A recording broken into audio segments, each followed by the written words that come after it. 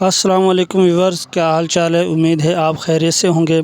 یہ 18 ذوالحج کا دن تھا۔ مدینہ منورہ خاموش تھا اور خلافت راشدہ کا تیسرا روشن چراغ حضرت عثمان غنی رضی اللہ تعالی عنہ اپنے گھر میں قرآن مجید کی تلاوت میں مصروف تھے۔ باہر باغی جمع تھے۔ آپ نے دروازہ بند کر رکھا تھا، مگر دل کا دروازہ امت کے لیے کھلا تھا۔ آپ روزے کی حالت میں تھے، ہاتھ میں قرآن تھا اور دل میں اللہ کی رضا۔ حملہ آور دیوار پھلانگتے ہیں، بے رحم ہاتھوں نے اس پاک ہستی پر وار کیا۔